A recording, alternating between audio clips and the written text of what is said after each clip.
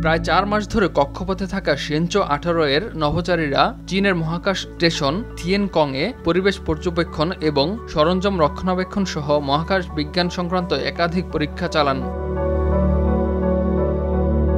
চীনের নভোচারী কুয়াংফু, লিছং এবং কুয়াংসু এপ্রিলের শেষের দিকে থিয়েনকং স্টেশনে পৌঁছান। সম্প্রতি কক্ষপথে জরুরি সিদ্ধান্ত গ্রহণ, মানসিক অবস্থা এবং মহাকাশে কিছু ঔষধের উপর পরীক্ষা চালান তারা। চায়না মেন স্পেস এজেন্সির প্রকাশিত সবশেষ ভিডিওতে মহাকাশচারীদের এমন বেশ কিছু কার্যক্রম দেখা যায়।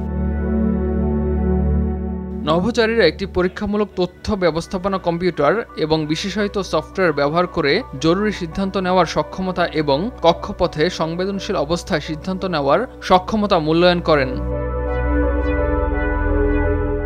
মহাকাশ ঔষধের ক্ষেত্রে ক্রু হ্যান্ড আই কোঅর্ডিনেশন পরীক্ষা, বৈদ্যুতিক ইকুইপমেন্ট উদ্দীপনা এবং পেশি অভিযোজন পরীক্ষা করা হয়। এই পরীক্ষা করতে ব্যবহার করা হয়েছে point two point tracking.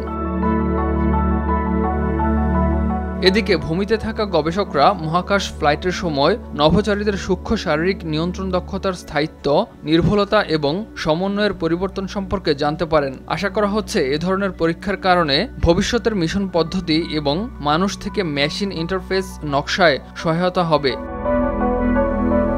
Imtiaz Ahmed, RTV।